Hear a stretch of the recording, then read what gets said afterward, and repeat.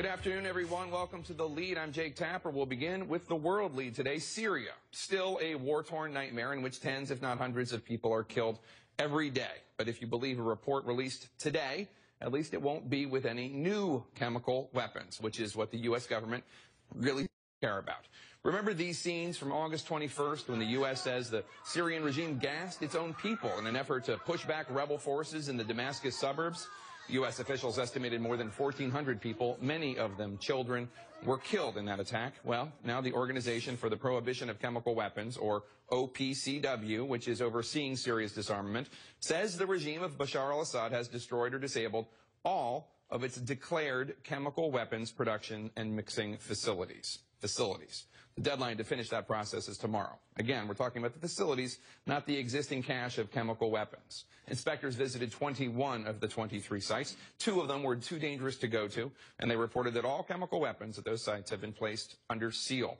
The next deadline is November 15th. That's when the OPCW and Syria have to agree on a plan to destroy the huge stockpile.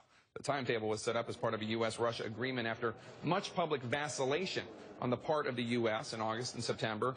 But Israel, which has little reason to trust Syria, still carried out an airstrike on a Syrian military base today, according to an Obama administration official.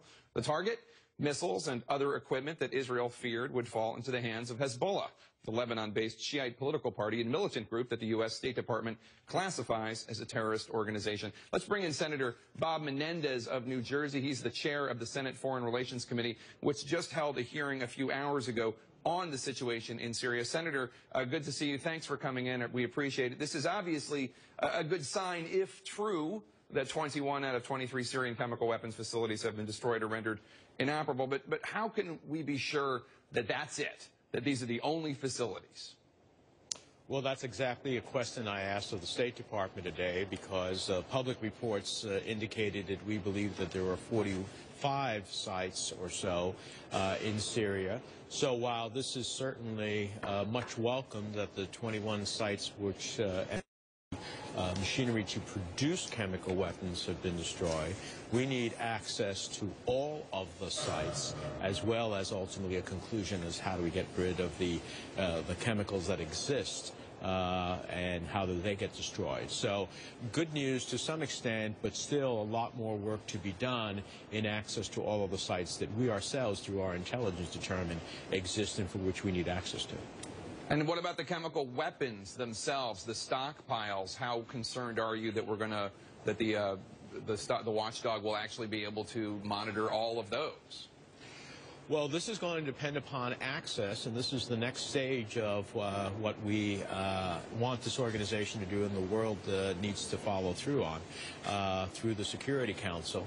And it is my hope that they'll have access to that. But at the same time that we're riveted on chemical weapons, which of course is a great national security interest of the United States, I must be honest with you, Jake, today's hearing left me bewildered about that this government does not have a strategy as to Syria. It seems that we're having meetings about how we get to meetings in Geneva while, Syria is becoming the Somalia of the Middle East and attracting an all-star cast of violent extremists. And it's beyond my imagination that at this stage we don't have a comprehensive plan to try to get Syria into a different track when we have all of the consequences to the region, to our allies, and to our own national security because of Syria ultimately becoming a breeding ground for terrorists.